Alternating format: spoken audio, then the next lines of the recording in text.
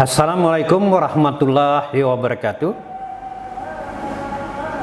Apa kabar saudara-saudari mahasiswa semester 2? Semoga sehat walafiat. Kita bertemu lagi di jaringan online ini dengan materi dasar-dasar promosi kesehatan dengan materi perilaku hidup bersih dan sehat yang terbagi atas 12 perilaku hidup bersih dan sehat. Yang pertama, olahraga teratur, baik itu bekerja, baik itu berkebun, baik itu berjalan, minimal dilakukan setiap hari selama 30 menit akan membuat tubuh kita menjadi sehat. Peredaran darah, jantung, ya, dan lain sebagainya, sehingga tubuh kita mengeluarkan racun-racun melalui keringat, mengeluarkan racun-racun melalui kencing, dan tentunya melalui BAB. Karena dengan olahraga teratur, otot jantung kita akan semakin kuat, otot-otot tubuh kita semakin kuat, peredaran darah kita akan semakin lancar, sehingga tubuh kita menjadi lebih sehat. Sehat dan bugar ternyata berbeda. Kalau bugar, ya, kalau bugar sudah tentu sehat, tapi kalau sehat belum tentu bugar.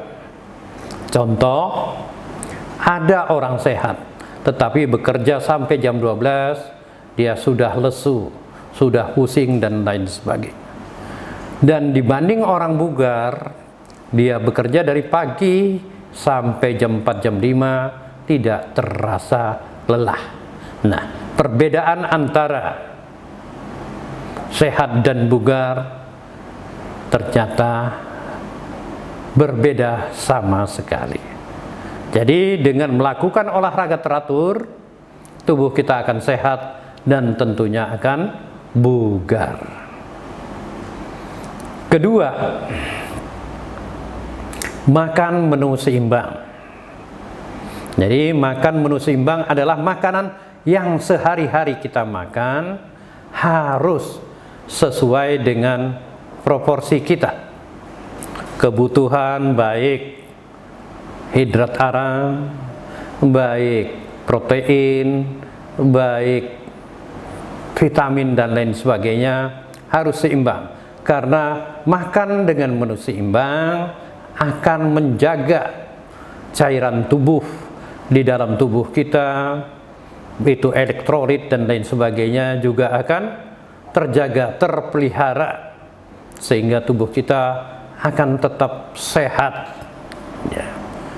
Kebalikannya, bila makan tidak menu seimbang, maka akan mudah terkena berbagai macam penyakit, ya, seperti penyakit diabetes, ya, penyakit jantung, penyakit tekanan darah tinggi dan lain sebagainya. Karena makan dengan menu tidak seimbang, hanya salah satu makanan yang meningkat seperti protein saja dan lain sebagainya, itu mempengaruhi daripada fungsi-fungsi organ-organ di dalam tubuh.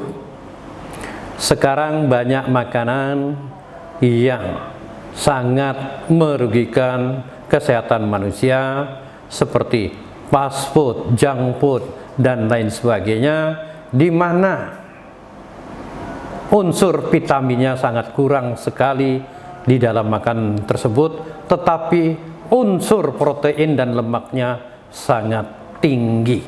Ketiga, tidak merokok. Wah, merokok adalah salah satu kegiatan yang tidak sehat. Ya, tidak sehat. Apa sebabnya dinyatakan tidak sehat?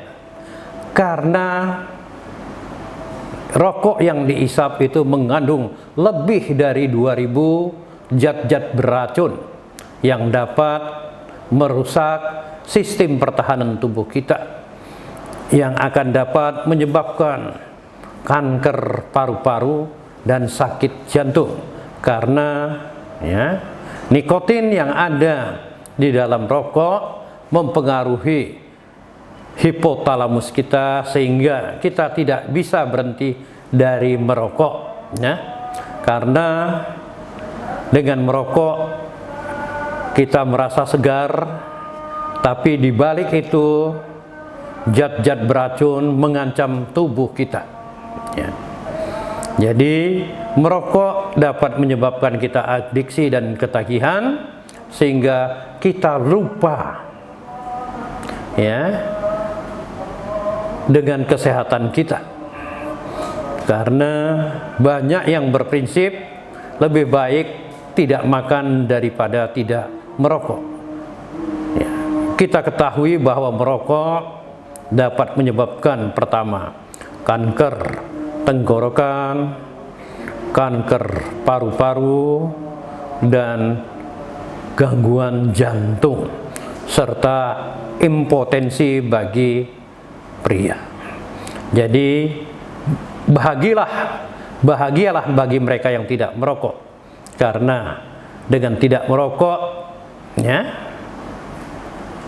mereka dapat hidup sehat. Jadi badannya tidak diracuni oleh asap-asap rokok. Kemudian keempat, membuang sampah pada tempatnya, ya, atau kebersihan lingkungan. Nah, perilaku membuang sampah sembarangan dapat mengakibatkan penularan penyakit, karena sampah-sampah yang dibuang sembarangan dapat tempat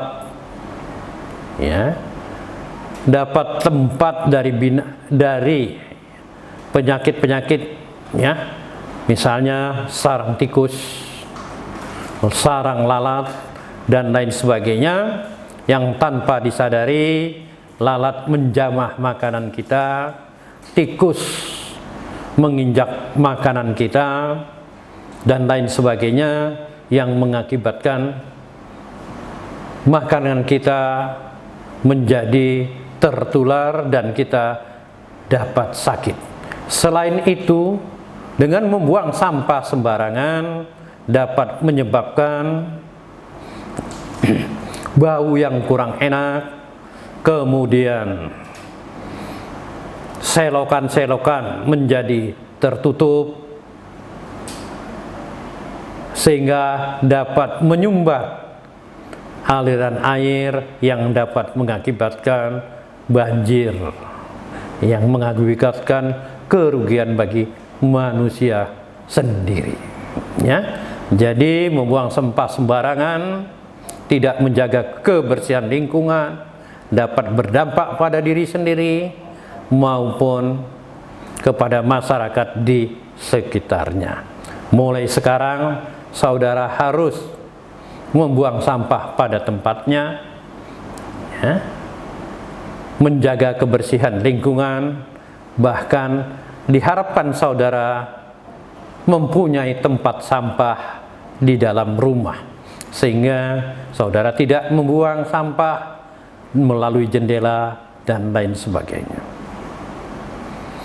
Kelima, perilaku hidup bersih dan sehat yang perlu ditanamkan sebagai kepala keluarga, sebagai manusia. Kita juga harus mempunyai WC atau jamban yang sehat, karena dengan jamban yang sehat kita tidak menularkan penyakit kemana-mana. Karena dengan BAB di jamban yang sehat, kita berarti meredam penularan penyakit. Setiap manusia pasti mempunyai hajat untuk kejamban minimal ya 1 kali sehari untuk BAB ya. Alangkah mirisnya jika seseorang di dalam rumahnya tidak mempunyai jamban, tidak mempunyai WC untuk buang air, sehingga buang airnya di sembarang tempat, mencemari air permukaan, tentunya berdampak pada keluarga dan masyarakat yang menggunakan air tersebut bisa terkena penyakit. Jadi pentingnya perilaku hidup bersih, mempunyai WC dan jamban yang sehat. Keenam, bila kita berkeluarga, harus bayi dan anak harus mendapat imunisasi lengkap. Karena imunisasi melindungi bayi dan dari berbagai macam penyakit menular. Pada usia baru lahir sampai seminggu seharusnya mendapat imunisasi hepatitis B. Kemudian menginjak usia sampai 1 bulan harus mendapat imunisasi BCG untuk melindungi anak dari penyakit TBC. Ingat, BCG, imunisasi BCG tujuannya untuk melindungi anak dari penyakit TBC. Sedangkan imunisasi ya hepatitis B tujuannya melindungi anak dari penyakit hepatitis. Kemudian usia 2 bulan anak harus mendapat imunisasi DPT, singkatan dari difteri, pertusis, tetanus. Difteri adalah sejenis penyakit yang menginfeksi tenggorokan sehingga anak-anak kesulitan bernapas. Ya, jika kesulitan bernapas dapat menyebabkan kematian. Sedangkan pertusis adalah penyakit batuk 100 hari bila menyerang anak, terus-menerus dia batuk sehingga tidak sempat makan, dapat juga menyebabkan kematian. Sedangkan yang terakhir dari DPT atau tetanus adalah penyakit yang dapat menyerang anak-anak karena luka waktu bermain, baik di rumah, baik di halaman dan lain sebagainya. Dengan mendapat tetanus, maka anak terlindungi dari penyakit tetanus. DPT 1 diimunisasi pada bayi usia 2 bulan. Tentunya mendapat juga imunisasi polio. Jadi waktu usia bayi 2 bulan mendapat DPT 1 dan polio 1. Polio 1 tujuannya adalah melindungi anak dari penyakit kelumpuhan atau poliomyelitis yang biasa menyerang anak-anak usia sampai 6 tahun. Jika sudah terserang, kita tidak mempunyai imunisasi di badan, maka tubuh kita akan menjadi lumpuh layu atau berjalannya pincang atau tidak bisa jalan sama sekali. Oleh sebab itu pentingnya imunisasi sampai usia 9 bulan. Kemudian usia 3 bulan mendapat ulangan DPT 2 dan polio 2 untuk memperkuat imunisasi yang telah diberikan pada usia 2 bulan. Kemudian usia 4 bulan mendapat DPT 3 dan polio 3 sehingga semakin kuat daya tahan tubuh anak terhadap penyakit-penyakit tersebut. Dan pada usia 3 bulan dia mendapat lagi imunisasi hepatitis B untuk memperkuat imunisasi yang telah diberikan waktu dia berusia 7 hari. Kemudian usia 6 bulan mendapat lagi imunisasi terakhir, imunisasi hepatitis B. Kemudian usia 9 bulan dia mendapat imunisasi campak. Ya. Penyakit campak ini dapat menyebabkan kematian karena melemahkan daya tahan tubuh sehingga timbul komplikasi penyakit lain sehingga dia dapat menyebabkan kematian. Kematian karena penyakit campak biasanya didahului di kesulitan bernapas karena komplikasi dengan penyakit radang paru atau pneumonia. Setelah 9 bulan, maka untuk mendapat imunisasi lanjut biasanya setelah masuk sekolah itu mendapat TT, tetanus toksoid. Sedangkan imunisasi lainnya tidak diperlukan tapi mendapat tetanus toksoid. Apa guna tetanus toksoid? Adalah meningkatkan daya tahan tubuh terhadap penyakit tetanus karena pada usia tersebut biasanya sering bermain, sering luka dan lain sebagainya. Dengan diberinya imunisasi tetanus maka daya tahan tubuhnya akan kuat menghadapi tetanus, kuman tetanus yang mungkin menginfeksi tubuh waktu bermain.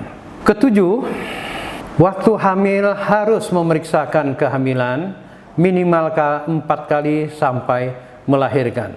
Tujuannya apa?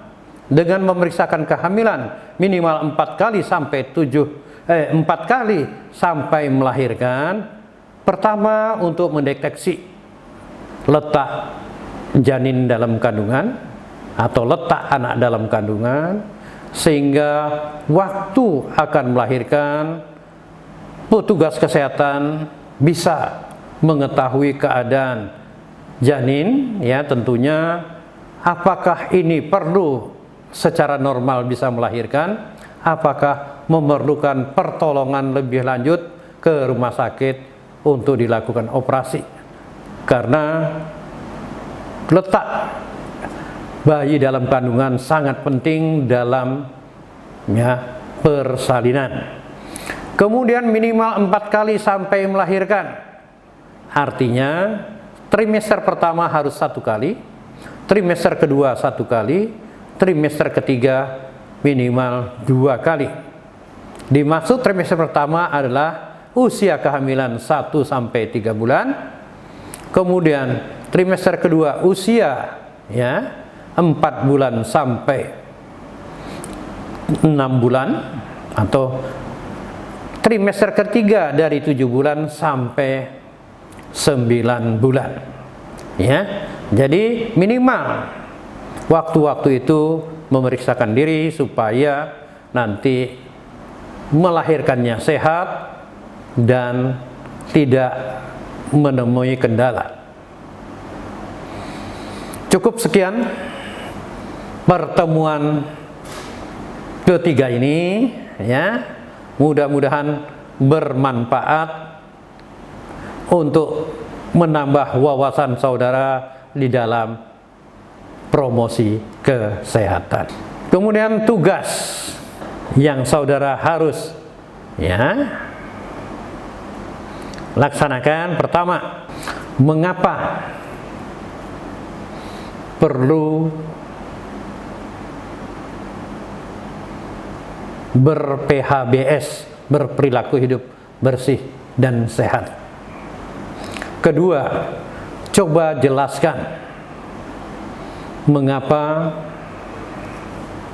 kita perlu olahraga teratur. Ketiga, coba jelaskan mengapa kita perlu makan menu seimbang.